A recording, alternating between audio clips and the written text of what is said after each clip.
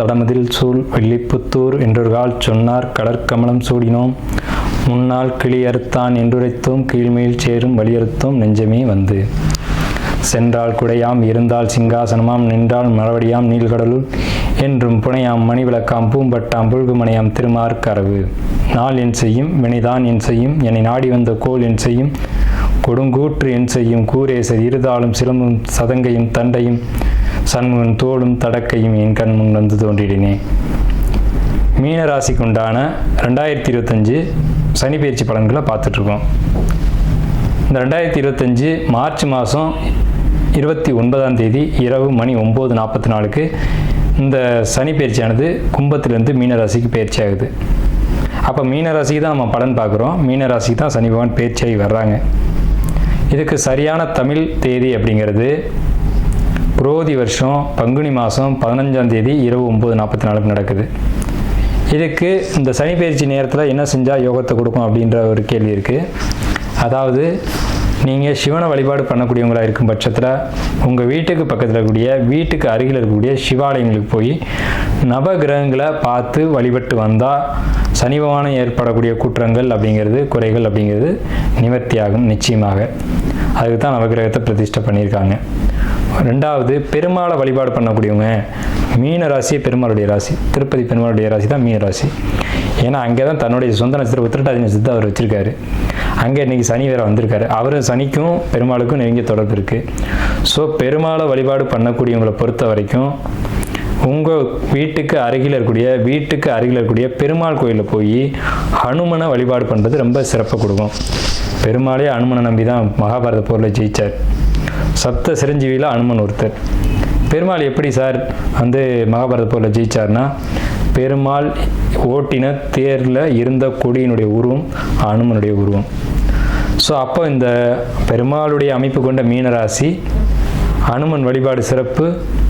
ஏன் ஹனுமன் வழிபாடு சிறப்பு அப்படின்னு சொல்கிறோம் அப்படின்னா, 12:7 அன்பான் 10:5 இருந்திட 8:2 சனி இருந்திட்டானால்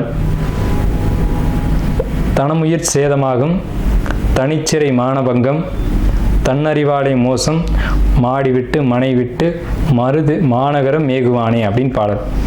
என்ன சொல்லுது இந்த பாடல்னா, சனி பகவான் ஜென்மத்தில் வரக்கூடாது. இப்போ உங்களுக்கு மீனராசிக்கு ஜென்மச்சனி, சந்திரன் மேலே சனி வரக்கூடாது, 2ல் வரக்கூடாது, அதே மாதிரி 4ல் வரக்கூடாது, 10ல் வரக்கூடாது, 5ல் வரக்கூடாது. இந்த இடங்களில் வரக்கூடாது. வந்தால் மாடி விட்டு மனை விட்டு உயிர் சேதமாகக்கூடிய ஒரு அமைப்பு அப்படிங்கிற ஒரு நெகட்டிவான பாடலை இங்கே வைக்கிறாங்க. அப்போ ஜென்மச்சனி அப்படின்ற ஒரு கான்செப்டை கொடுக்குறாங்க. பொதுவாக 7.5 சனி அப்படிங்கிற ஒரு விஷயத்தில் நமக்கு உடன்பாடு இல்லை.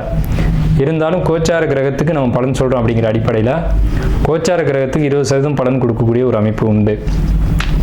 மற்ற 80% சுயஜாதம் தான் ஒரு பலனை முடிவு செய்யும். மனசாட்சிக்கு விரோதமாக பலன் சொல்லக்கூடாது அப்படிங்கிறதுனால தான் கோச்சாரத்துக்கும் சுயஜாதத்துக்கும் இருக்குமான தொடர்பை நான் இங்கே விளக்கி காட்டுறேன். ஸோ இப்போ இந்த 20% பலன்களில் எங்களுக்கு நடக்குமா நடக்காதான்னு கேட்டிங்கன்னா அதை உங்கள் சுயஜாதம் தான் முடிவு செய்யணும். அப்போ இந்த 20% சொல்லக்கூடிய பலன்கள் கண்டிப்பாக நடந்தே தீரும், அதில் மாற்றுக்கிறதுக்கு இடமில்லை. அப்போ இது எப்படி நடக்கும்? பெருசாக நடக்குமா சின்னதாக நடக்குமா அப்படின்னு கேட்டால், உங்கள் சுயஜாதகம் சப்போர்ட் பண்ணால் பெருசாக நடக்கும். உங்கள் சுயஜாதகம் இதுக்கு சப்போர்ட் பண்ணல, ஒரு நெகட்டிவான விஷயத்துக்கு சப்போர்ட் பண்ணல அப்படின்னா அது சுருக்கமாக குறைவான கெடு பலன்கள் கொடுத்துட்டு ஒதுங்கி போயிட்டே இருக்கும்.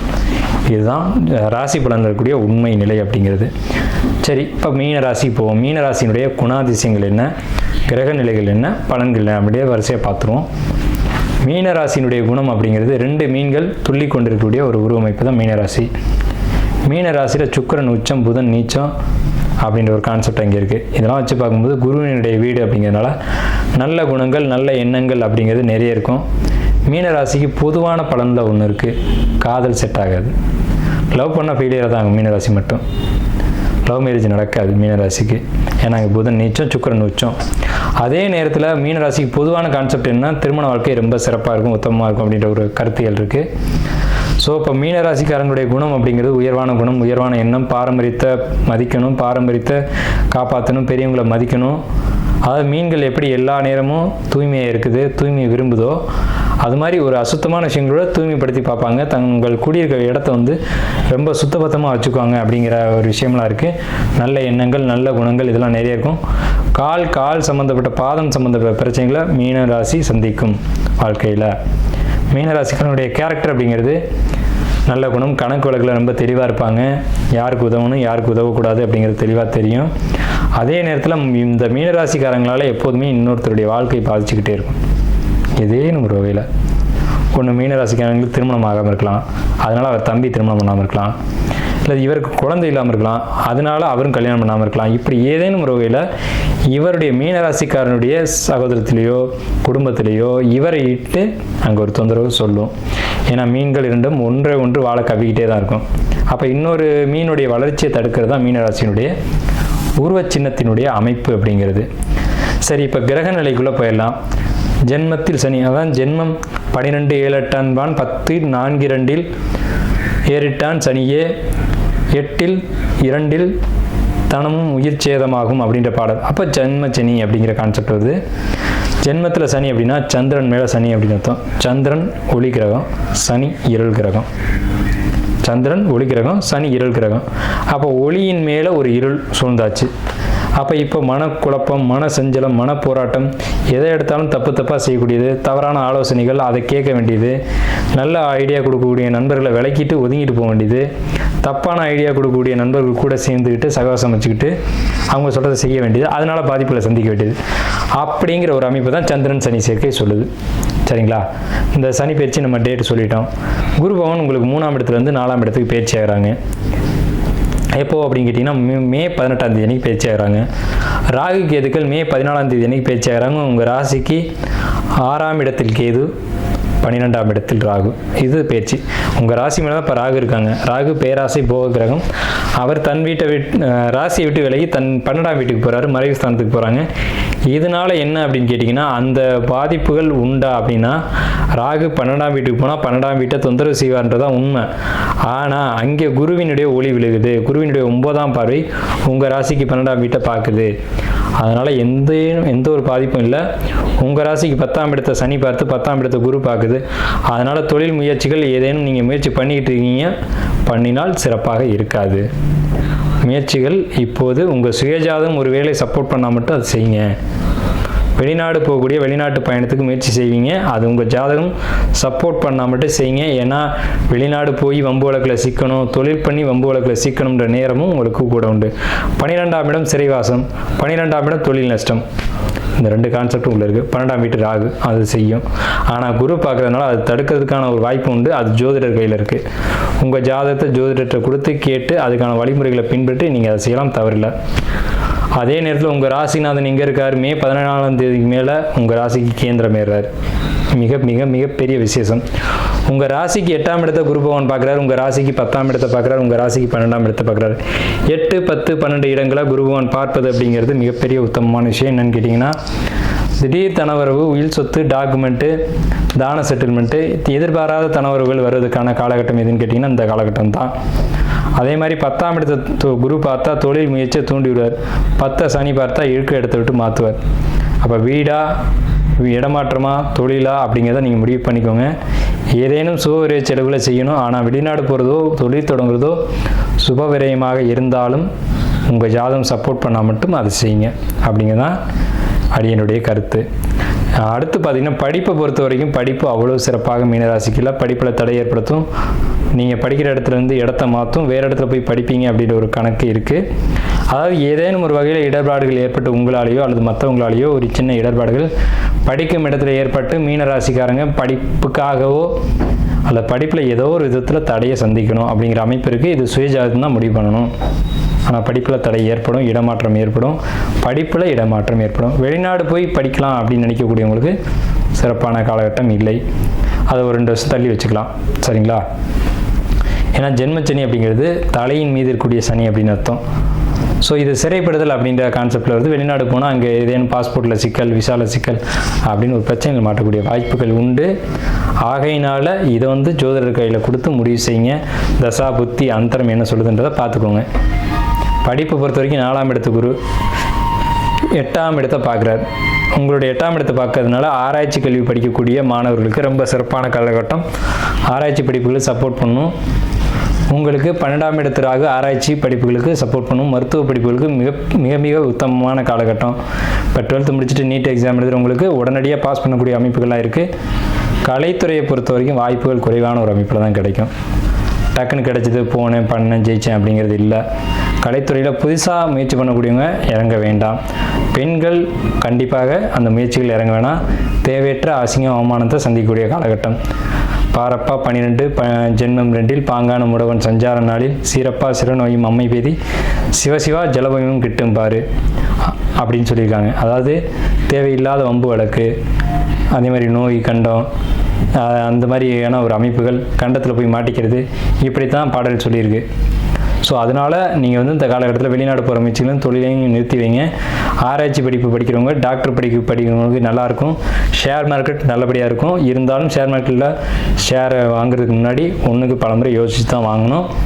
கலைத்துறையில் இருக்கவங்களுக்கு எச்சரிக்கை கொடுத்துருக்கோம். படிப்பு நம்ம சொல்லியாச்சு. படிப்பை பொறுத்த வரைக்கும் ப்ராப்ளம் இல்லை. 10th 12th படிப்பு மார்க்கு குறையும். குடும்பத்தை பொறுத்த வரைக்கும் தகப்பன் மகன் உறவு சிக்கல்களை ஏற்படுத்தலாம். தாய் மகன் உறவு சிக்கல்களை ஏற்படுத்தும். கணவன் மனைவி உறவு சிக்கல் ஏற்படுத்தும். இதை பொறுத்த வரைக்கும் என்ன தான் தீர்வு, என்ன பரிகாரம் அப்படின்னு கேட்டிங்கன்னா, ஒருத்தர் மற்றொருத்தர்கிட்ட விட்டு கொடுத்து போகணும். அதாவது மீனராசிக்காரங்க வாழ்க்கை துணையிட்டையும் குடும்பத்திட்டையும் விட்டு கொடுத்து போகிறது தான் தீர்வு. சரிங்களா? அது மிகப்பெரிய ஒரு தீர்வு. அதே மாதிரி அனுமன் வழிபாடு இந்த காலகட்டத்தில் மீனராசிக்கு மிகப்பெரிய உத்தமமான ஒரு அமைப்பு. முடிந்த வரைக்கும் அதை செய்யுங்க. ஏன்னா மீன ராசி அப்படிங்கிறது சனி நிற்கிறார். சனி தான் அனுமன். சனி வந்து கூரை இல்லாத தெய்வங்கள் பேர். அனுமன் எங்கேயுமே பாருங்கள், சனி மேற்குக்கான கிரகம். பெருமாள் கிழக்கு திரும்பி இருப்பார். பெருமாளை பார்த்தபடியே வெளியே திருப்பாமல் இருப்பார் ஆஞ்சநேயர் மேற்கு பார்த்து. எங்கெல்லாம் அனுமன் வந்து பெருமாளோடு இருக்கார், பெருமாள் கோயிலில் இருந்தார் அப்படின்னா கிழக்கு திரும்பி இருக்க மாட்டார், மேற்கு திரும்பி தான் இருப்பார். அதுவும் அவர் பார்த்த மேனிக்கே இருப்பார், கண்ணு கூட திரும்பாது. ஸோ அந்த மேற்கு அப்படிங்கிற திசைக்கு அதிபதியான சனி பகவான் மீன ராசியில் இருக்கார். அப்படிங்கிறனால அனுமன் வழிபாடு உங்களுக்கு ஏற்பட வேண்டிய பிரச்சனைகள்லாம் ஒதுக்கி கொடுக்கும். அசாத்திய சாதகா சுவாமின் அப்படின்னு அவருக்கு பேர். எது நடக்காதுன்னு முடிவாயிடுச்சோ அதை நடத்துறது தான் அவர் வேலை. நடக்கும்ன்ற விஷயத்துக்கு அவர் வேலையை வரையவே மாட்டார். எது நடக்காதோ அதை நடத்தி வைக்கிறது தான் அனுமனுடைய வேலை. அது ஒரு முறை ஜம்ப் பண்ணதில் வந்து இலங்கையை தாண்டிட்டார் அப்படின்னு சொல்லுவாங்க. அதெல்லாம் நடைமுறையில் சாத்தியமே இல்லாத விஷயம், ஆனால் அவர் செஞ்சார். ஸோ அப்படிப்பட்ட அனுமன் வழிபாடு உங்களுக்கு மிகப்பெரிய விசேஷத்தை ஏற்படுத்தி கொடுக்கும். கணவன் மனைவி உறவு பொறுத்த வரைக்கும் விட்டு கொடுத்து போகணும். எல்லா இடத்துலையும் பொறுமையை கடைபிடிக்கணும். ஏன்னா பொறுமைக்கான கிரகம் சனி உங்கள் சந்திரன் மேலே இருக்காங்க. பொதுவாகவே மீனராசிக்காரங்க வேகமும் பொறுமையும் இந்த அமைப்பு இருக்கும். இறை வழிபாடு, ஆன்மீக வழிபாடுகள் ரொம்ப முக்கியம். ஏன்னா குருவோட வீடு உங்கள் ராசி. அப்போ ஆன்மீகத்தில் இருந்தீங்க அப்படின்னா உங்களுக்கு இந்த சனி பகவானுடைய தாக்குதல் அப்படிங்கிறது பெரிய அளவில் இருக்காது அப்படிங்கிற ஒரு உண்மை இருக்குது. புதிய தொழில்கள் தொடங்க வேண்டாம், அதற்கும் நிறுத்திக்கலாம்னு சொல்லிட்டேன். அதேமாதிரி வெளிநாடு முயற்சிகள் குறைச்சிக்கலாம். ஜோசியத்தை கேட்டு முடிவு பண்ணுங்கன்னு சொல்லியாச்சு. கலைத்துறை, அரசியலில் இருக்கவங்களுக்கு பாதிப்பு கொடுக்கக்கூடிய காலகட்டம். இப்போ மீனராசிக்காரங்க அரசியலில் இருக்கவங்களுக்கு இப்போல்லாம் தொந்தரவு ஏற்பட்டுக்கிட்டு இருக்கு, இனியும் ஏற்படும். அவங்களாம் ஜோசியரை அணுகி கேட்டுக்கிறது உத்தமமான விஷயம். மீனராசிக்கு அரசியலில் சிக்கல் உண்டு. ஏன்னா அரசியலுக்கான கிரகம் சனி, அவர் வந்து உங்கள் ராசி மேலே இருக்கார். அவர் இருக்கிற பொசிஷன் சரியில்லை. ஏன்னா சனிக்கு 12ல் ராகு. இந்த அமைப்பு வந்து அரசியல்வாதிகளுக்கு சிறப்பான அமைப்பு இல்லை. கலைத்துறையில் இருக்கிறவங்களுக்கு சிறப்பான அமைப்பு இல்லை. போட்டித் தேர்வுகளை பொறுத்த வரைக்கும் ஜெயிக்கலாம், அது உறுதி. டாக்டருக்கு படிக்கக்கூடியவங்களுக்கு நல்லாயிருக்கும். ஆராய்ச்சி படிப்பு படிக்கக்கூடியவங்களுக்கு நல்லாயிருக்கும். ஏற்கனவே தொழில் பண்ணியிருக்கேன் சார், அதை கண்டினியூ பண்ணோம்னா கண்டிப்பாக நல்லாயிருக்கும். கடுமையாக உழைக்கக்கூடியவங்களுக்கு இது பொற்காலம். கடின உழைப்பாளிகள், இரவு உழைப்பு செய்யக்கூடியவங்க, நைட்டு வாட்ச்மேனாக இருக்கக்கூடியவங்க, இல்லை இரவில் தான் நான் ஐடி ஃபீல்டில் இருக்கேன் சார், நைட்டில் தான் எனக்கு ஒர்க் அப்படின்னு சொல்லக்கூடியவங்களுக்கு நல்லாயிருக்கும். அதே நேரத்தில் ஐடி ஃபீல்டில் இருக்கவங்க ஒரு கம்பெனி விட்டு இன்னொரு கம்பெனிக்கு ஜம்ப் பண்ண வேண்டாம். ஜாப்பில் எந்த இடையூறும் இல்லை. அதே நேரத்தில் ஜம்ப் பண்ணலாம்னு தோண வைக்கும். ஜம்ப் பண்ணிங்கன்னா ப்ராப்ளம் கொடுக்கும். வேறு கம்பெனிக்கு போனீங்கன்னா அங்கே ஏதாவது ப்ராப்ளத்தை கொடுத்துரும் ஐடி ஃபீல்டை பொறுத்த வரைக்கும். அதே மாதிரி படிப்பு, பொருளாதாரம் இதெல்லாம் ஓரளவுக்கு சீராக தான் இருக்குது. மீனராசிக்கு பெரிய கடுப்படன்கள் எதுவும் இல்லை. மீனராசிக்கு நன்றியும் வாழ்த்துக்களும்.